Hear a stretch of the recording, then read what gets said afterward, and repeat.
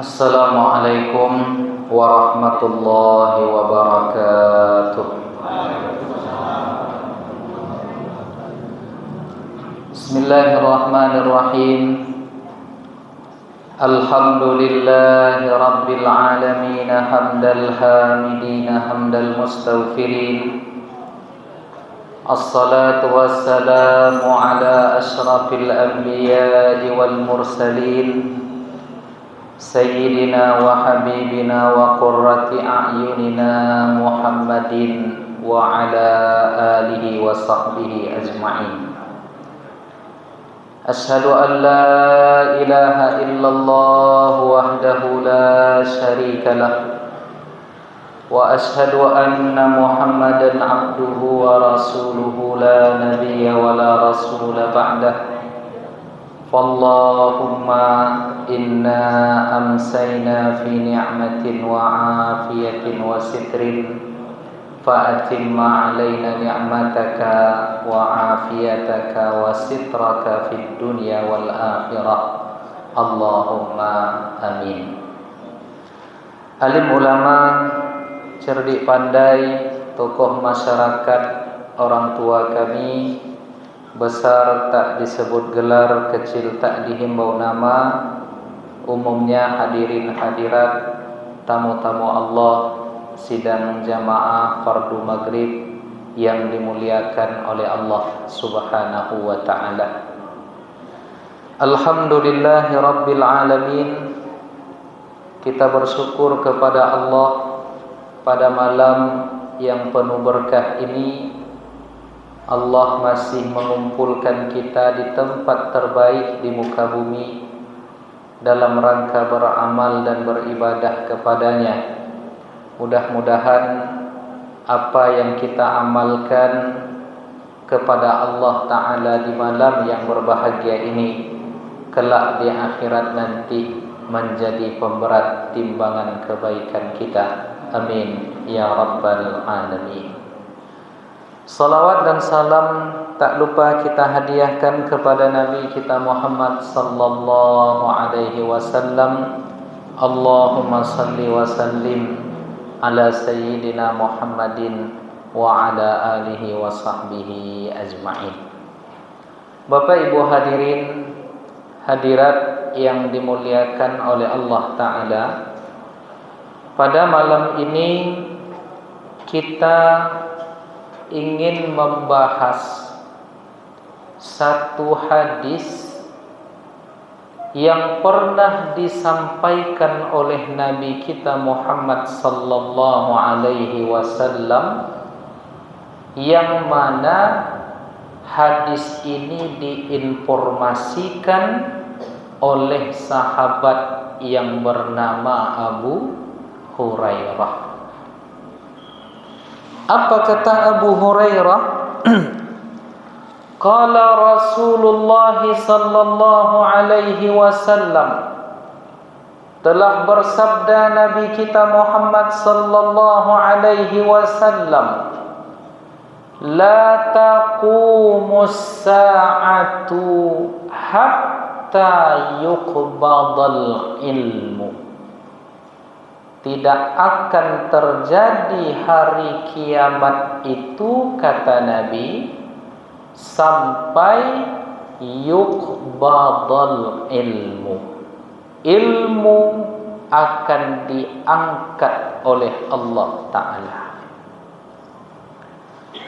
Kemudian yang kedua, wa taksuraz zalazilu. Kiamat juga tidak akan pernah terjadi sampai terjadinya banyak gempa bumi. Lalu yang ketiga, Nabi menyebutkan tanda-tandanya. Rasulullah sallallahu alaihi wasallam mengatakan, wa yataqarabaz zaman. Tidak akan terjadi pula hari kiamat itu sampai kalian merasakan waktu terasa singkat.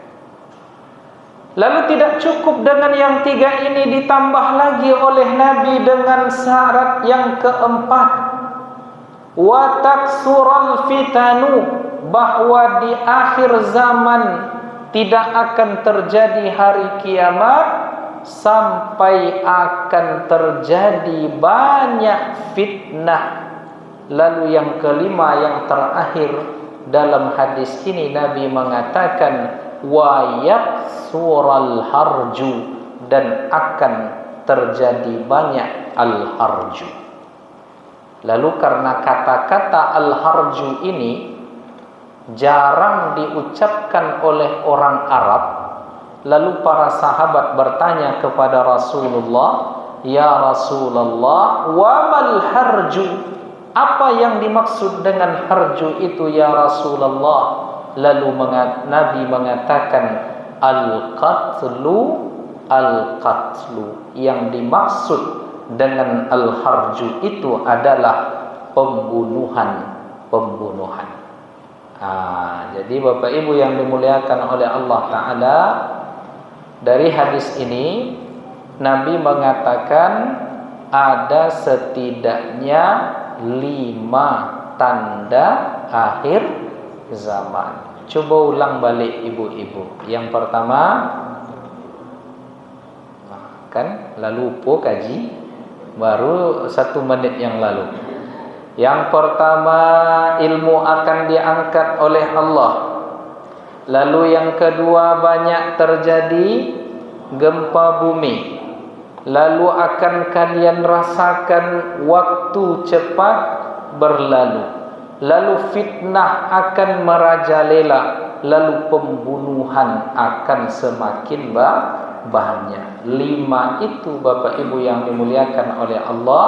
Kita mulai membahasnya dari yang pertama. Seperti apa cara Allah mengangkat ilmu dari muka bumi ini?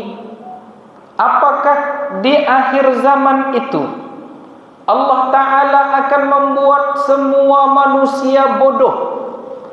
Apakah semuanya dibuat tidak berilmu? Tidak begitu rupanya.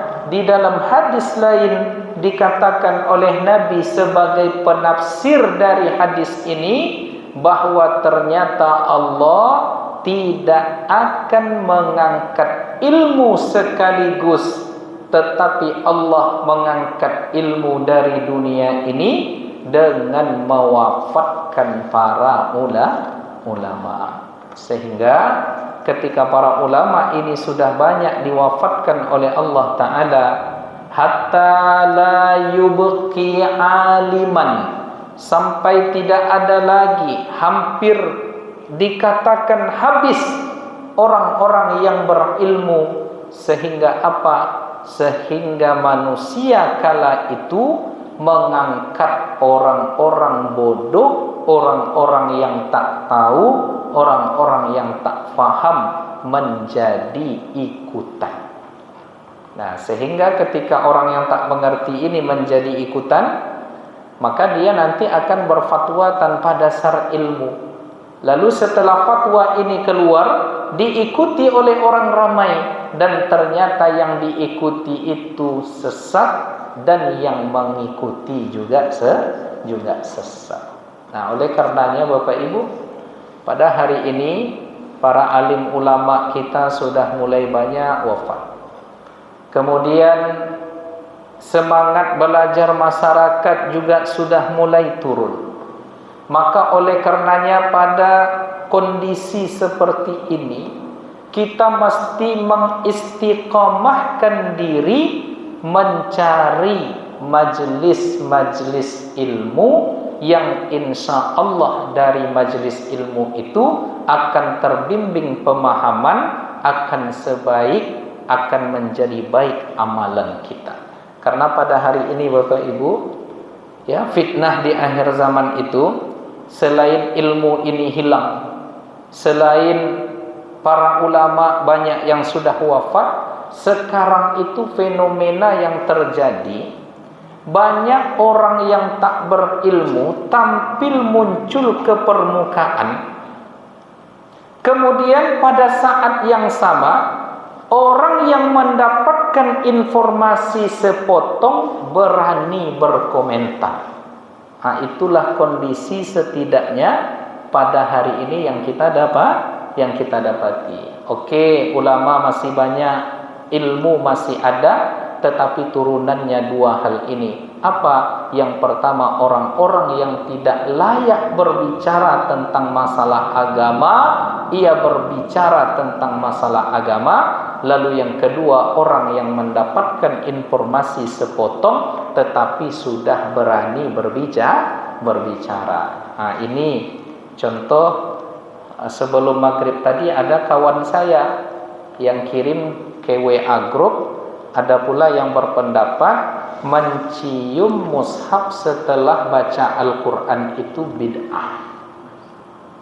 Nah, dalilnya cuma satu, Pak. Apa dia? Nabi tak pernah melakukan. Nabi tak pernah setelah baca Quran mencium mushaf. Itulah jole tak pernah dilakukan dek Nabi. Mushaf baru ada di zaman Utsman. Akulah bongak Bapak Liharu tu. Ya. Jadi katanya Nabi tak pernah mencium mushaf. Tetapi benar, karena memang mushaf di zaman Nabi belum ada. Mencium mushaf itu dilakukan oleh salah seorang sahabat namanya Ikrimah.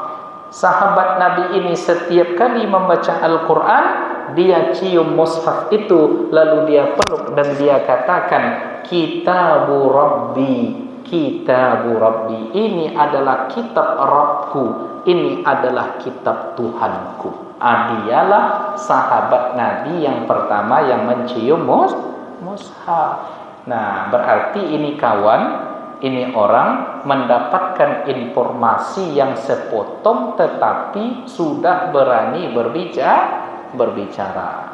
Nah, ini kondisi di tengah masyarakat. Sampai ada pula yang mengatakan sadaqallahul azim setelah baca Quran juga bid'ah. Jadi kita asik baca Quran, Yasin wal Qur'anil Hakim innaka laminal mursalin, sampai khatam satu nanti Yasin. Setelah itu kita baca Sadaqallahul azim, baca Yasin berpahala, sadaqallah bid'ah. Kan aneh tu Pak, ya, setelah mendapatkan banyak pahala ditutup dengan dosa. Inna lillahi wa inna ilaihi raji'un. Itu baru yang terjadi pada ilmu yang setengah-setengah yang berani mereka berkomentar. Belum lagi fenomena yang kita dapatkan pada hari ini, ada orang yang dia sudah ditunjuk ajar oleh alim ulama tetapi tidak mau mengikuti alim ulama itu, bahkan dituntutnya pula MUI Bapak Ibu. Lagi tahu cerita tu? Jadi ada pimpinan pesantren kini yang lah meleset, ditunjuk ajar oleh MUI, dituntutnya pula MUI itu berapa banyak Pak? Miliaran atau triliunan? La haula wala quwata illa. Yang anehnya kok ada yang mengikuti yang seperti itu. Dan jelas itu dibuat tanda-tanda sesat itu oleh majelis ulama. Pada hari ini masih ada juga yang mengikuti dan yang membela. Itulah yang terjadi fenomena di akhir zaman. Jadi mungkin para ulama kita belum lagi terlalu banyak yang meninggal, tetapi turunan dari ilmu yang sudah semakin kacau balau itu pada hari ini adalah ketika orang-orang yang tidak layak mereka berbicara, kemudian pada saat yang sama informasi yang sepotong yang ia dapatkan, lalu dengan berani dia sudah berfatwa. Maka penting Bapak Ibu tengok-tengok betul pengajian pada hari ini, tengok-tengok betul majelis ilmu yang diadakan pada hari ini, karena standarnya diantaranya adalah ilmu yang diajarkan itu baiknya punya kitab, ada informasi tentang kitab itu, di mana guru ini mengaji kitab itu kepada guru siapa, itulah yang dinamakan dengan sanad ilmu. Nah, inilah sekarang Bapak Ibu, pengajian-pengajian di Pekanbaru ini kita semarakkan mengaji kitab lagi. Jadi tidak sekedar hanya berbincang-bincang, cerita-cerita, tematik, lalu setelah itu lupa. Nah, maka kita biasanya di pengajian rutin itu membaca kitab. Nah, jadi Bapak Ibu yang dimuliakan oleh Allah, berarti fenomena yang pertama ini kalau kita pertanyakan, sudah terjadi apa belum Bapak Ibu? Sudah terjadi. Nah, lalu masuk kita ke poin yang kedua. Setelah fenomena banyaknya para ulama yang meninggal, ilmu yang sudah diangkat oleh Allah, dan ternyata pada hari ini ada orang yang tak layak tetapi berbicara tentang masalah ilmu. Ada yang mendapatkan informasi sepotong tetapi dia sudah berani berfatwa. Lalu yang kedua yang terjadi adalah gejala alam yang dibahasakan oleh Nabi, bahwa akan terjadi banyak gempa bumi. Gempa bumi ini terjadi Bapak Ibu sekalian, jika kita lihat dari sains, dari ilmu, itu karena adanya retakan di bawah tanah tadi yang bertemu sehingga menyebabkan goncang. Tetapi apabila kita lihat pada aspek ruhani, ternyata gempa bumi itu ada yang terjadi, di antara penyebabnya adalah dosa-dosa manusia yang ada di punggung bumi tersebut. Jadi Bapak Ibu yang dimuliakan oleh Allah, keberadaan kita di dunia ini, di bumi ini, kalau kita orang-orang yang taat, itu di mana kaki kita ini berpijak, di mana punggung kita bersandar, di mana kita berbaring, seluruhnya mendoakan kita dan merasakan kebahagiaan dengan kehadiran kita.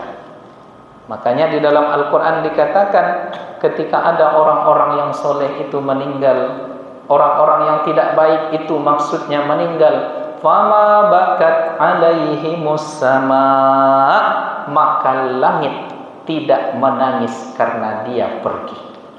Jadi ada orang yang ketika dia wafat, bumi ini merasa sedih karena dia pergi. Nah, tetapi sebaliknya, ada pula bumi ini yang merasa bebannya berat ia tanggung karena ini orang bermaksiat kepada Allah. Maka ada respon bumi itu Bapak Ibu yang memberikan respon tidak baik, dan itu atas izin Allah Subhanahu wa taala. Maka di dalam riwayat diceritakan Nabi Muhammad pernah suatu ketika duduk menyandar di pokok kurma yang ada di dalam Masjid Nabawi. Lalu sudah sekian lama Nabi tak bersandar dengan dia. Lalu menangislah pokok kurma tadi. Ya Rasulullah, kenapa kau tak menyandar kepadaku? Ya, lalu Nabi berkata, maukah engkau nanti bersamaku di surga wahai pokok kurma? Mau ya Rasulullah. Lalu setelah itu dia baru tenang. Hadisnya sahih. Pernah juga Nabi Muhammad ketika itu biasanya dia naik mimbar yang terbuat dari pokok kurma juga. Dan suatu ketika dihadiahkan kepada Nabi mimbar baru, sehingga anak tangga yang 3 yang terbuat dari pokok kurma tadi tak dipakai lagi oleh Nabi. Lalu dia pun menangis. Ya Rasulullah, teganya engkau tak memakaiku lagi, padahal aku senang bersamamu, kata pohon kurma tadi. Lalu Nabi menghibur, maukah engkau bersamaku nanti di dalam surga? Nah, coba Bapak Ibu, kira-kira kalau bisa lah nih tiang nih ngomong apalah bahasa dia tentang kita, mungkin ya dah. Pak, pernah Bapak dengar tiang tuh ngomong, Pak? Ya, atau ubin tempat kita duduk nih, atau meja tempat saya ceramah ini, ya, atau kursi tempat saya duduk ini. Kalaulah mungkin kursi ini bisa ngomong, ya, dibukakan hijab itu oleh Allah di dalam hati bapak-bapak, ibu-ibu, mungkin saya tak berani lagi untuk datang ceramah di sini Bapak Ibu. Karena tahu ini kursi ini, halah tibo lo ustaz kok gini. Ustaz kok ngecek, saya pandainya kece, kan? Kalau sempat ngomong gitu dia waktu saya ceramah macam mana tuh Pak? Ya, pulanglah ustaz kata jemaah kan, karena sudah ada bukti ya yang menunjukkan bahwa apa yang Ustaz sampaikan itu hanya sekedar omongan biasa saja, kata kursi. Nah, untunglah pada zaman sekarang itu ditutup oleh Allah Ta'ala. Jadi bumi ini sesungguhnya mereka bertasbih kepada Allah, walakin la tafqahuna tasbihahum, hanya saja kalian tidak mengerti, tidak tahu seperti apa tasbih mereka. Maka secara rohani Bapak Ibu, terjadinya gempa bumi itu juga diantaranya adalah faktor maksiat manusia.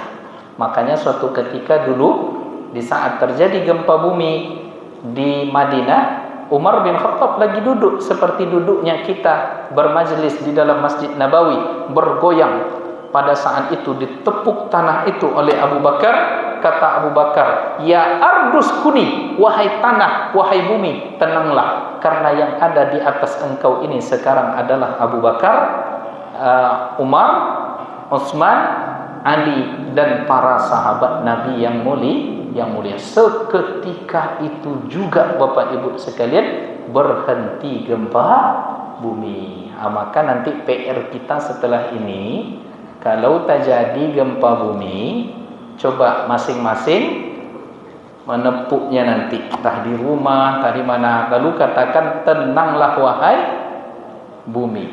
Semakin bertambah atau tonangnya nanti. Coba wak tengok nanti Pak ya, kalau terjadi gempa. Jadi pernah kami praktekkan ini dulu Pak. Ya, waktu kami sekolah di Padang Panjang, di Sumbar itu kan sering terjadi gempa. Ya, kami pas di lereng MAPK itu di lereng Gunung Singgalang itu. Nah, jadi ada kawan yang iseng, dia pas gempa itu terjadi, kami di masjid, ditepuknya masjid itu. Tenanglah gempa, kami ini adalah penuntut ilmu agama katanya. Bukan semakin berhenti, semakin bertambah. Allahu Akbar. Nah, Bapak Ibu hadirin, hadirat yang dimuliakan oleh Allah Ta'ala. Yang kedua, fenomena atau gejala alam sebelum terjadinya hari kiamat itu adalah banyak terjadi gempa. Maka muncul lagi pertanyaan sekarang, banyak tak ya gempa itu dirasakan pada akhir-akhir ini? Ya, banyak. Walaupun mungkin di Riau tidak banyak, tetapi di beberapa daerah sering terjadi. Bapak Ibu hadirin, hadirat yang dimuliakan oleh Allah. Jadi kalaupun nanti terjadi gempa ya, ataupun musibah apapun yang terjadi, kita bermohon kepada Allah Ta'ala semoga kita dilindungi oleh Allah. Moga-moga tidak mati yang disebut dengan mautul faj'ah. Mautul faj'ah itu Bapak Ibu, itu jenis mati yang oleh Nabi kita mesti berlindung dari mati seperti itu. Apa itu mautul faj'ah? Mati mendadak. Tidur malam nih, gempa bumi, mati langsung. Ya, naik motor, kecelakaan, mati langsung. Itu diantara bentuk mati. Kalau bisa kita minta kepada Allah, kita menghindar dari mati yang seperti itu. Kenapa? Karena biasanya mati-mati yang mendadak seperti itu kadang-kadang tak sempat lagi mengucap. Jadi kalau bisa kita bermohon kepada Allah. Tapi ini tidak berlaku secara general. Karena ada juga orang yang mati mendadak tetapi tetap husnul khatimah. Ya, tetap ada. Yang dimaksudkan oleh Nabi itu adalah mati mendadak dalam keadaan lalai. Itu yang kita takutkan. Nah, Bapak Ibu hadirin, hadirat yang dimuliakan oleh Allah. Nah, kemudian yang ketiga, Rasulullah menyebutkan wa yataqarrabaz zaman. Tidak akan terjadi hari kiamat itu sampai kalian merasakan waktu itu terasa dekat, masa terasa singkat. Nah, sekarang betul tak itu terjadi sekarang Bapak Ibu? Ya, terjadi sekali. Baru kemarin rasanya ya mandi masa SD di sungai, akhirnya anak lah 3. Ya. Bapak Haji ini mungkin baru dulu kemarin rasanya mungkin di kampung begini-begini, ya, tetapi rupanya pada hari ini sudah punya cucu. Ndak nyangka kita nanti berangkat pula setelah ini lagi, Pak, ya. Ya, kita tak tahu. Nah, wa yataqarabaz zaman.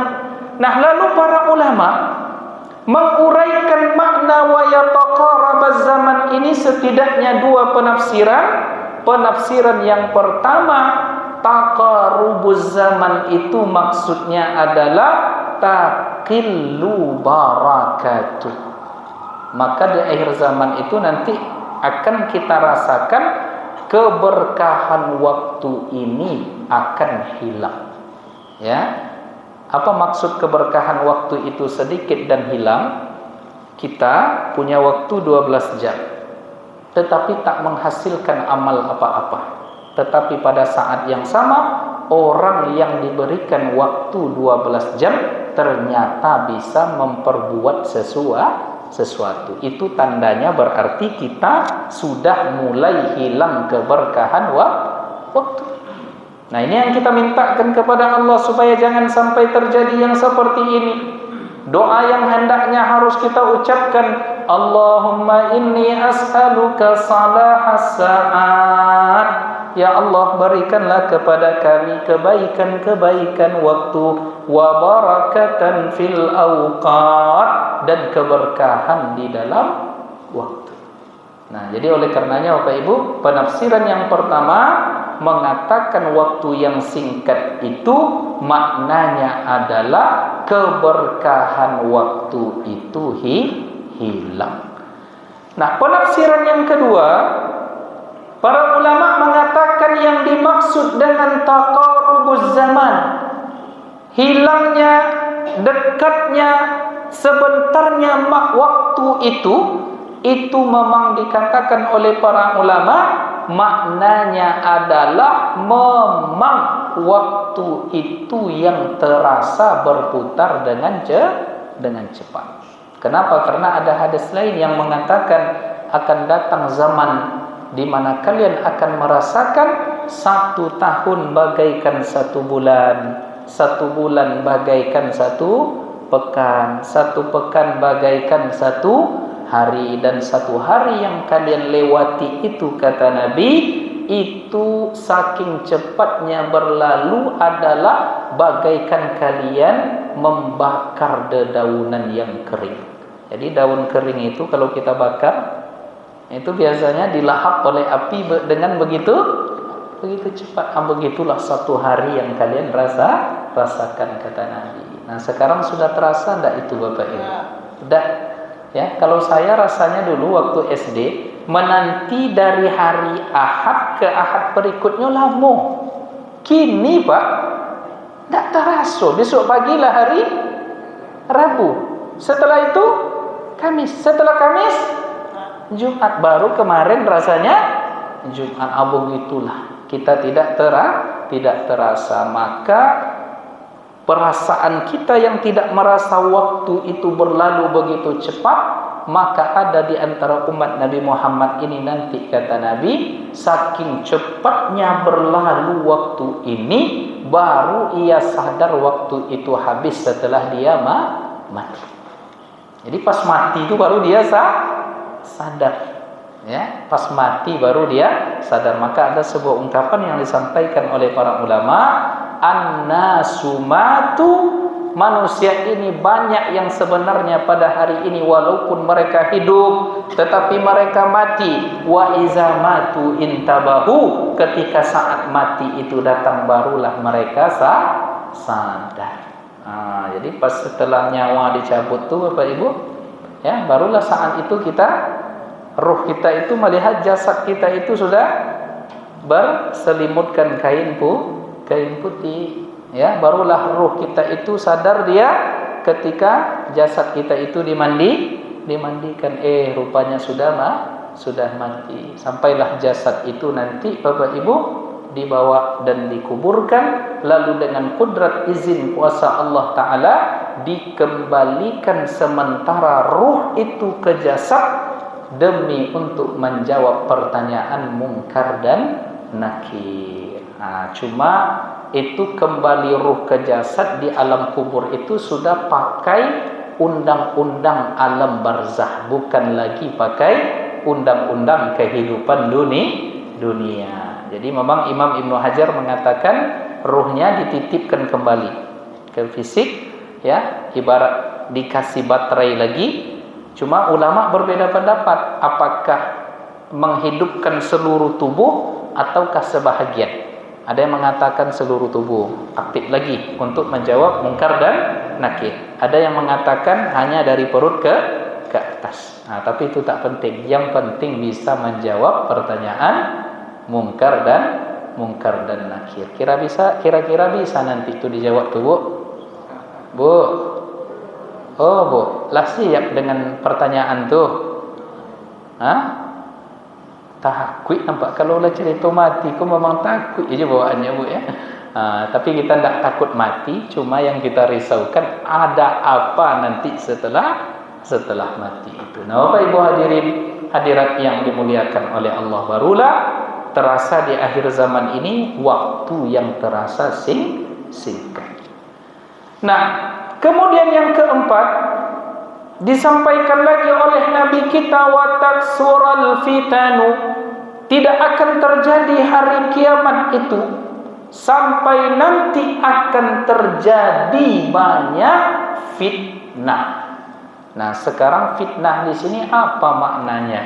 Jangan diartikan fitnah dalam bahasa hadis ini dengan fitnah versi bahasa Indonesia. Kalau dalam bahasa Indonesia fitnah itu apa artinya, Pak? Ya, kalau fitnah dalam versi bahasa Indonesia menuduh orang lain tanpa dasar, tanpa bukti. Itu fitnah dalam versi bahasa Indonesia. Tetapi fitnah yang dimaksudkan dalam bahasa Arab dan di dalam makna hadis ini ada 3 maknanya. Apa yang pertama? Ya ummul fasad. Fitnah yang terjadi di akhir zaman itu dalam artian nanti akan terjadi banyak kerusakan. Karena kerusakan sudah semakin banyak, muncul fenomena yang kedua. Apa yang kedua? Su'ul akhlak. Akan muncul nanti akhlak yang buruk. Kerusakan semakin merajalela, kemudian akhlak semakin buruk. Nah, baru yang terjadi fenomenanya, fitnahnya itu nanti yang ketiga maknanya adalah terjadinya banyak bala musibah. Itulah maksud dari fitnah. Apa itu tadi? Terjadinya berbagai macam kerusakan. Yang kedua, terjadinya keburukan akhlak, perangai di tengah manusia. Kemudian ketika itu terjadi, maka nanti efeknya adalah banyaknya terjadi mara bahaya, petaka, bencana dan musibah. Nah, sekarang coba tengok Bapak Ibu. Ya, kita telisik dulu persoalan akhlak.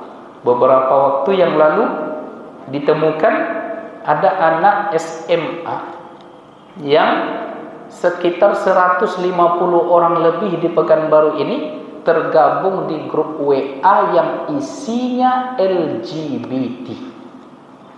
Anak SMA. Tak lama setelah itu ditemukan pula anak SD.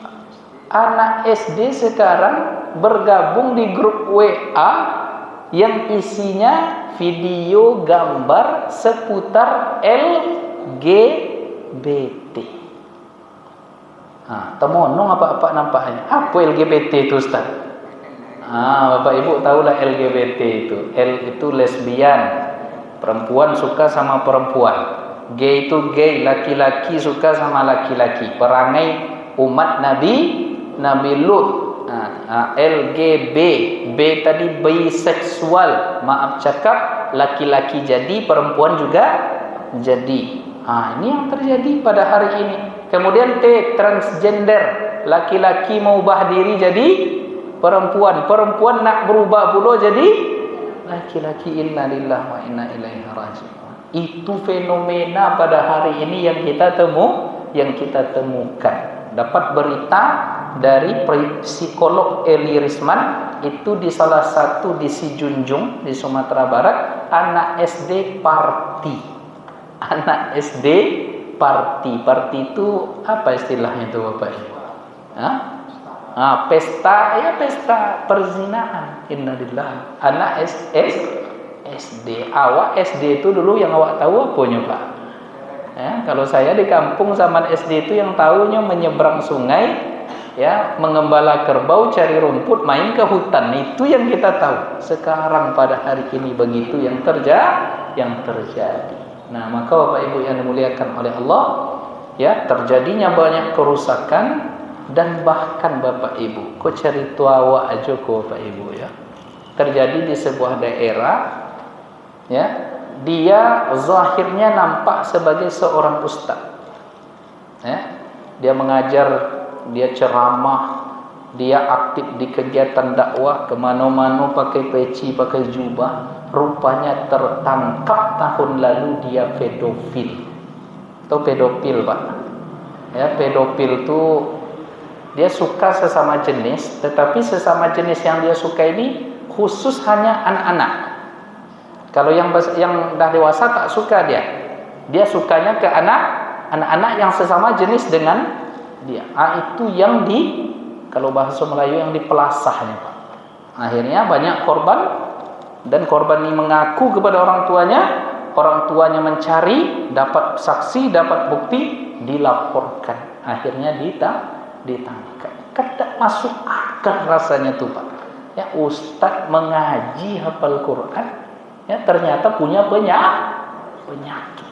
Maka kini kok agak takut awak melopeh anak itu keluar Pak. Maka masukkan ke pesantren, ya. Dan bahkan di pesantren pun ada kejadian-kejadian seperti itu. Kemana kita perselindungkan anak-anak kita ini lagi kalau tidak kepada Allah Subhanahu wa ta'ala? Kenapa? Karena efek kesolehan orang tua akan membentengi dan menjaga anak-anak kita.